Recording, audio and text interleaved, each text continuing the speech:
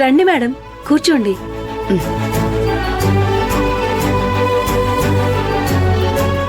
ఏ మోడల్లో చూపించమంటారు?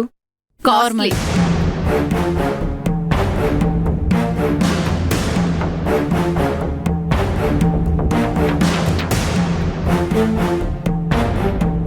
ఇది చూడండి మేడం, 15,000, లేటెస్ట్ మోడల్, స్టాక్ నిన్ననే వచ్చింది.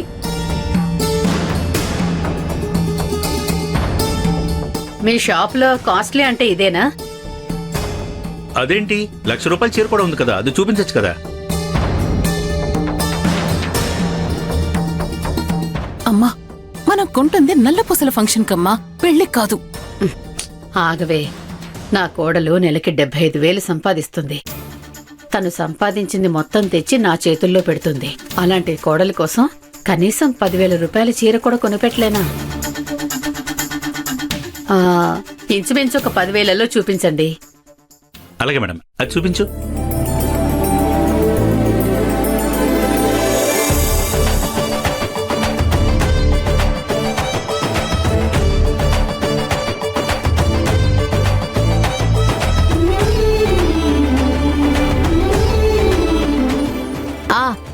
ఆ బ్లూ శారీ తీయండి. మొన్ననే వచ్చింది మేడం, స్టాక్ చాలా బాగుంటుంది. చూడండి మేడం.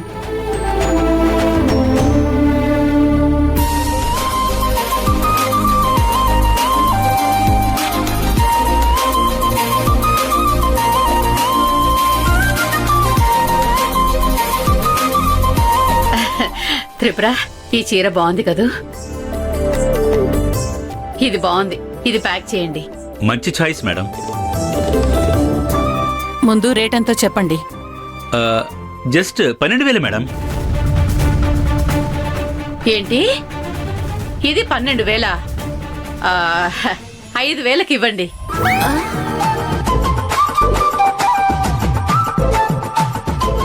అయ్యో, ₹1 కూడా తగ్గదు మేడం.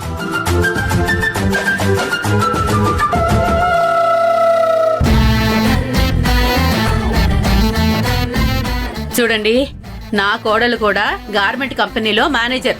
దీని ఒరిజినల్ కాస్ట్ ఎంతుంటుందో నాకు బాగా తెలుసు. అయినా నల్లపూసల ఫంక్షన్కే ఇంత కాస్ట్లీ శారీ కొంటున్నాను. అంతేకాకుండా నా కూతురు పెళ్ళుంది, నా కొడుకు పెళ్ళుంది. ఇదిగో, దీని కూతురు పెళ్లికి కూడా ఇక్కడే షాపింగ్ చేయాలి. అమ్మో, దానికింకా 8 ఏళ్లేనే. నువ్వు ఊరుగా. 5,000కి ఇవ్వండి. పెళ్లిళ్ళ షాపింగ్లన్నీ ఇక్కడే చేయాలనుకుంటున్నాం. మీరేమో అలా రేట్లు చెప్పేస్తే ఎలాగా? తొందరగా ప్యాక్ చేసి ఇవ్వండి.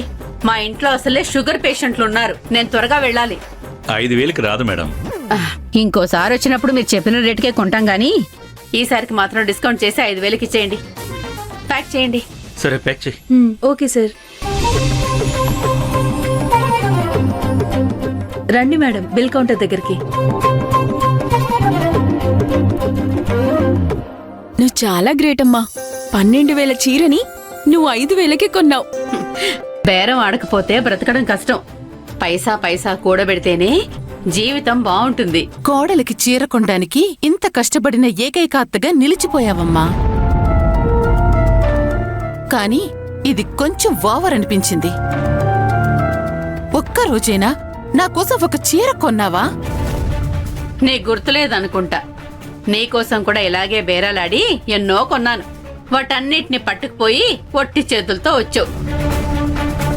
కానీ లక్ష్మి అలా కాదు, సాక్షాత్తు మహాలక్ష్మి. చేతి నిండా డబ్బులు తీసుకొచ్చి నా చేతుల్లోనే పెడుతుంది. ఇంట్లో తిని కూర్చొని ఎవరి మీద ఆధారపడదు.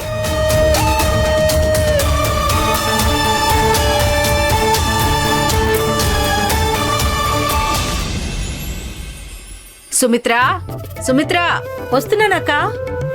జయక్క, రండక్క. లక్ష్మి ఇంటికి వెళ్ళడానికి ఏర్పాట్లన్నీ చేశారా?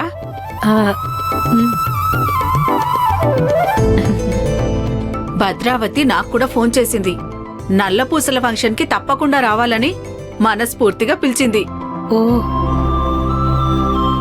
మనమందరం కలిసి నా కారులోనే వెళ్దాం. అలాగే దారిలో లక్ష్మికి ఒక మంచి చీర కొందాం. ఏది ఏమైనా లక్ష్మి వాళ్ళ అత్తయ్య చాలా మంచిది. మాటలోనే తెలుస్తుంది చాలా ఆనందపడుతుందని. ఏమానందమో ఏవోనక్క.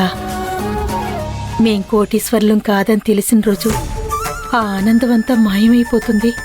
అయ్యో సుమిత్ర, రామ రామ, మంచి సమయంలో ఈ అపశకనం మాటలు మాట్లాడతావేంటి? నేను మీ పక్కింట్లో ఉంటానని తెలుసు, కానీ గుర్తు పెట్టుకొని మరి ఫంక్షన్కి పిలిచిందంటే ఎంత మంచిదో అర్థం చేసుకో. నాకు డౌట్ ఆంటీ, భద్రావతి అత్తయ్య అంత మంచిదైతే బావ ఎందుకంతలా భయపడుతున్నాడు? పెళ్ళై చాలా రోజులవుతుంది, నిజం ఎప్పుడో చెప్పాల్సింది.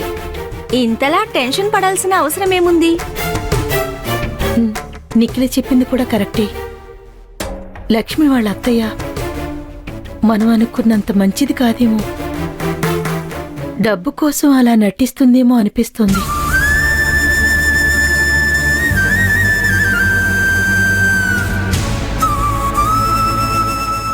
అమ్మా తల్లి, నా కూతురు సంసారం బాగుండేలా చూడు.